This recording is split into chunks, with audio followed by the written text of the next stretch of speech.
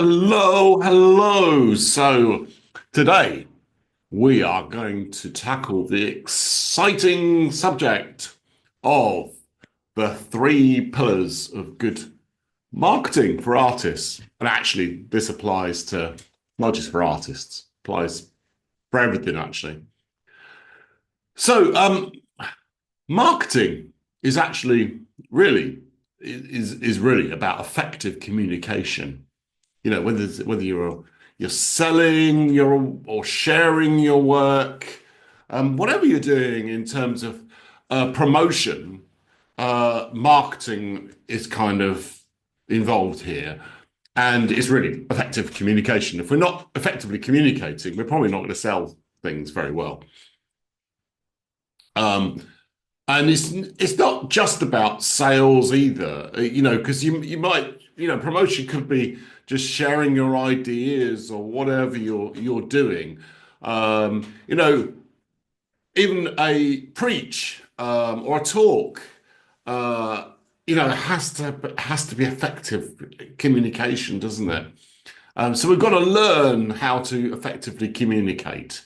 And I believe there are three pillars, you know, that will enable us to share our message, what's on our heart, what we want to get out there. Because as artists and creatives, you know, we want people to see our stuff, don't we? We don't want to be hidden in a corner because we've got something to say, we've got something to share. And there are three pillars. So the three pillars are your offer, your message, and your audience. And in all this, really clarity is the key. So we're making it streamlined because if you get any of these three wrong, it's like a bridge. You can think of it as a bridge with three pillars. And if any of those three pillars are broken, somebody's not going to get from one side to the other because that's what you're enabling, isn't it? You're enabling people to get from being just in the audience to come and taking up your offer. So if any of those are misaligned, the process can fail because it is a process. Marketing is a process, and we've got to understand this. We've got to use a little bit of wisdom in how to plan this. So let's start with the offer.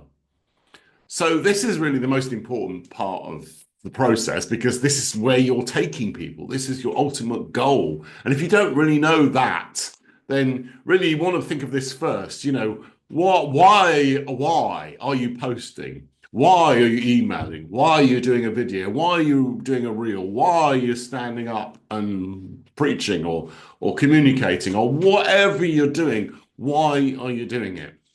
What are you hoping to achieve? What's the end goal? Is it to make a sale? Is it to add something to your email list? Is it to create awareness or just provide value so they get to know you and then know, like, and trust you?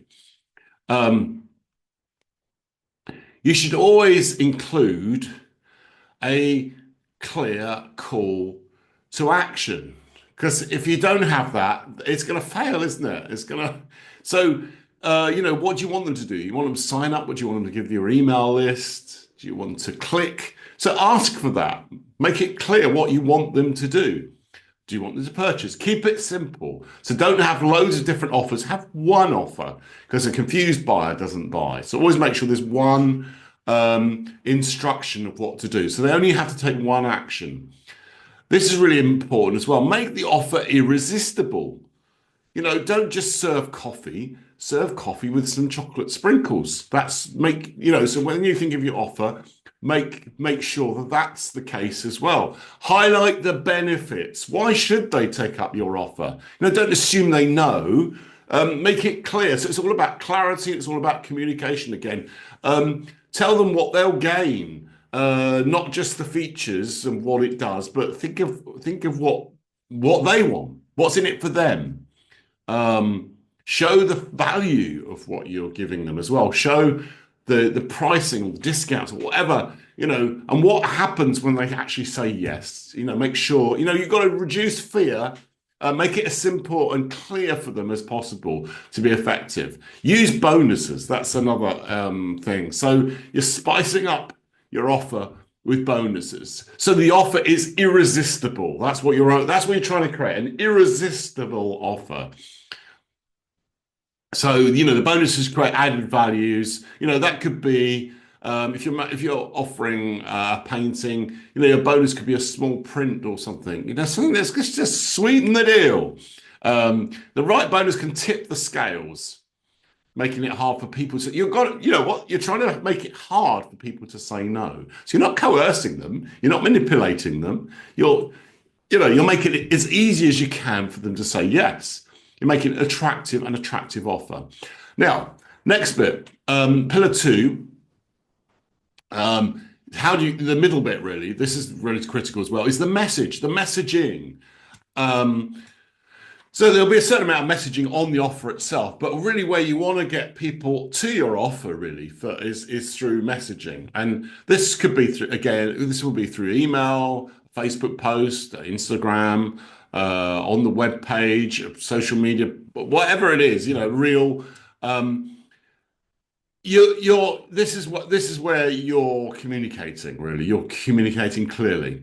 And remember, if you create one, so let's say we create a Facebook post, you can leverage that and you can create an email, you can create a reel, you can, think of like that. So you're using multiple channels to communicate what you want to say. Because people respond in different ways as well. Some people like written, some people like video. So bear that in mind as well when you're communicating. Use different formats.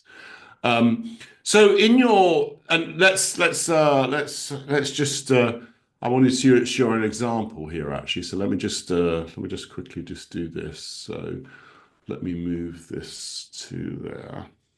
Right, there we go. And let me just share my screen. So this is a bit meta because this is an offer I made. This is the messaging I made for today's talk. Okay, so I thought, well, I'm doing this talk today. Let's leverage this and let's see if anybody wants to come today. Okay, so because it's getting into Christmas. So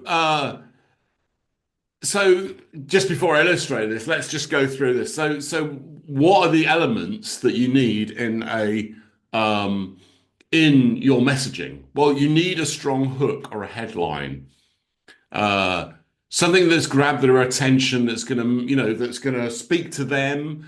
Call out the people you want to speak to. So if you look in this one here, look, struggling to sell your art, want to make more sales before Christmas. Calling all Christian creatives and artists. So I've spoken to the group that I want to talk to here. I don't want to talk to everybody. I want to talk to a particular focus on a particular group. Because the more focused your messaging is, the more you know who you're talking to, the better, the tighter the message is going to be, the more effective it's probably going to be. So a strong hook. So you can see that.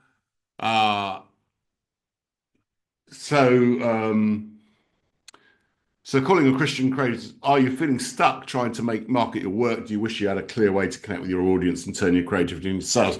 So what I'm doing there is I'm using clear, simple language. I've used ChatGPT here to spell check it and to make it simpler. And I'm speaking to what they want, and I'm calling out their needs and their problems. So they want to sell more art, maybe struggling with that. And I'm giving them a solution. So the solution is this Zoom call that we're on today. So this is the solution. I'm teaching you how to do this and look, I've given three benefits here. So call out the benefits, make it really clear the features and the benefits. The features are the Zoom call and the times. I've made that as clear as possible. But then the benefits really are how to craft an irresistible offer, secrets to delivering your message, how to find and connect with the right audience for your art. And then I've used, so within your messaging, you might want to use a bit of scarcity. You could do this in the offer as well, by the way. You might want to put it there. No, you might not want to put it here, but you've got to decide. Spots are limited. This is a one-time event. So you could say 10 people only. So use scarcity as a kind of incentive to make people Respond quickly. Obviously, it's time bound, so urgency is, it's over now, isn't it? But can you see that? And then I've really made clear my call to action. Don't forget your call to action. Um, there's the call to action. Say yes in the comments, and I'll send you the Zoom link. So I experiment with that. So that's a more indirect way of doing it. It's a kind of less what's the word? It's kind of if it's kind of easier for them in the sense of like there's no commitment, but you can also build a relationship as well. You can message them and you can then ask for their email. Or you could have the link in the comments. Probably best to have the link in the comments because Facebook's going to promote it less if you put it in the actual text itself, because it will think that you're taking people away from Facebook, so it doesn't tend to promote that as much. So that's very simple. Even if you just get as simple as this, get all your messaging around this kind of format. It's going to be more effective. And remember, don't always do messaging. It doesn't always have to be like this as well. Sometimes just provide value. Don't always be making offers in your messaging. That's another key as well, but that's another subject. But do this, and you're going to have a lot more. You're going to have a lot more. You're going to be much more effective in your communication. Haven't forgotten anything there, have I? Oh yes, I did forget something. So the other thing as well is, use an image as well. So I've put some text on my image with Photoshop here, just to grab their attention as well. And as artists and creators, you've got some great images. So use your talent to grab people's attention. And obviously video tends to get people's attention more than just the text, but takes longer to create sometimes. Well, it depends what you're doing. Right. So I think I've covered that bit. Let's stop share there a minute. Okay, so the last bit. So the last bit is the audience. So if you haven't got an audience, oh, by the way, just to say, make sure use ChatGPT to proof your text. Make sure there's no spelling mistakes. It's really annoying when you read a post and there's spelling mistakes, isn't there? And just to say as well, that's something else I forgot to say as well, is, think about, most preaching you hear in church. Actually, one of the things that most preaching in church lacks is a call to action, isn't it? There's no real clear call to action. Think about how preaching could be revolutionized if people really think about what they want to happen as a result of their preach. Often we're preaching concepts and things like that. That's just an aside, but just as a thought there, this can impact all your communication. So anyway, the audience, pillar 3. Now, if you haven't got an audience, nothing of this is going to work, isn't it? Let me just grab a cup of tea. Stay hydrated here. So think about your audience. Now, the more, as I said earlier, the more targeted you are, the more you know your audience in your audience avatar, then you're going to speak. You're going to probably be more effective because you know what they're thinking, feeling, saying, and doing. So tailoring your offer and your message to that particular audience is going to be much more effective, isn't it? So for me, you know me enough. I'm mostly focused on Christian artists. So my messaging and my offers and everything else are targeted. Now, what's beginning to happen is I'm beginning to broaden that a little bit to Christians, because I'm starting to talk about prophecy, for example. I've got a prophecy challenge coming up. So I'm starting to grow that audience. But the smaller you can start, the narrower audience you can start with, the better, because you'll get really effective at reaching that audience, talking to that audience, and growing that audience, and then you can expand. Don't start off, starting off big is probably not the answer. Because you'll understand their needs, their problems, and what they're thinking, saying, feeling, doing, what they want. It's not about you, it's about what they want, because it's about serving, isn't it? It's about serving effectively with our gift and our talents. So are you speaking to the right people? Don't talk about dogs at a cat lovers convention. If you're in the front of the wrong audience, and it's easy to get in the front wrong. It's easy to get in front of the wrong audience on Facebook, isn't it? Because you've got loads of friends. They might not be your right audience. Your right audience might be somewhere else, which you've got to discover. You know, it's fishing, isn't it? You've got to go and find this audience. And make sure you're thinking about what they want, not what you want. Uh, so so that's a journey you're on, really. That takes time to build the correct audience and to resonate with them, to find who resonates with you. Um, let's just so in conclusion, so if you get those three pillars right, you're going to start probably more effective. So think about that. Always be thinking in terms of your offer, your audience, and your messaging. And if you've got those three things aligned, you're going to be more effective. Um, and remember, you're helping people solve a problem or move towards their dreams. So with art, particularly, actually, you're probably helping people more to move towards their dreams. So help them imagine the painting on their wall that changes the atmosphere. That's what you got to be thinking. Well, why would they buy your stuff, or why would they connect with you? What are you offering? What you doing for them? Providing value is really important, isn't it? Even if someone doesn't take you up on their offer, if you provide value for them, they're going to be positive towards you, aren't they? They're going to be attracted towards you, and they might take up your offer in the future.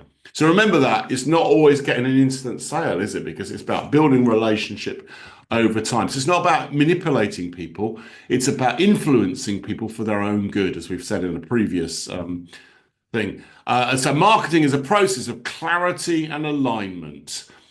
A clear offer ensures people know what to do. Strong message draws them in, and a target audience ensures you're speaking to the right people. So don't just serve coffee, remember.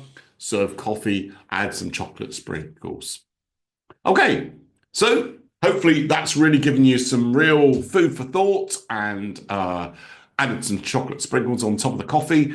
And yeah, we'll see you in the next video. Thanks for watching.